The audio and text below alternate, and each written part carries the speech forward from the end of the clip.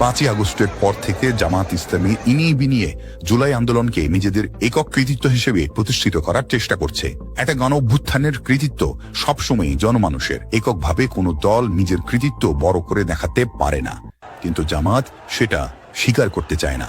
আন্দোলনে যে 1,500 মানুষ শহীদ হয়েছেন তাদের বেশিরভাগই সাধারণ মানুষ, এমনকি তাদের চেয়ে 5 গুণ বেশি কর্মী নিহত হয়েছে বিএনপির। জুলাই আন্দোলনে একদিকে নিজেদের অনেক ত্যাগ ও সংগ্রামের কথা বলে জামাত ইসলামী, অন্যদিকে আবার আওয়ামী লীগকে ক্ষমা করে দেওয়ার কথাও বলে। 2024 সালের 14ই নভেম্বর জামাতের আমির বলেন, আমি বারবার ফ্যাসিজম আর ফ্যাসিস্ট বলা পছন্দ করি না। এর আগে 3রা সেপ্টেম্বর জামাতের আমির ঘোষণা দেন, আওয়ামী লীগ সরকার যে নির্যাতন করেছে তা ক্ষমা করে দেওয়া হলো। জুলাই গণহত্যার জন্য বিএনপি আনুষ্ঠানিকভাবে আওয়ামী লীগের বিচার চেয়েছে প্রধান উপদেষ্টার কাছে, কিন্তু জামাত এখনো সেরকম কোনো দাবি আনুষ্ঠানিকভাবে করেনি।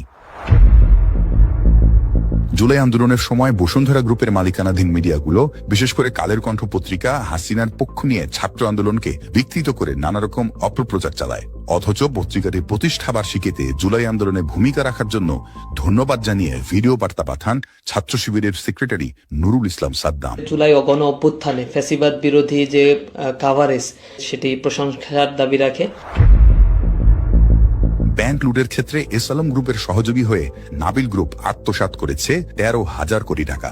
অথচ রাজশাহীতে জামায়াতের কর্মী সম্মেলনে একেবারে মঞ্চে উপস্থিত ছিলেন এই নাবিল গ্রুপের চেয়ারম্যান আমিনুল ইসলাম স্বপন। ঘটনাটি 2025 সালের 18ই জানুয়ারি। জামাত ইদানিং চাঁদাবাজির বিপক্ষে সরব হয়েছে, অথচ 13,000 কোটি টাকা লুট করা নাবিল গ্রুপের বিপক্ষে কিছু বলা তো দূরের কথা, উল্টো তাদের কাছ থেকে সুবিধা নিচ্ছে জামাত।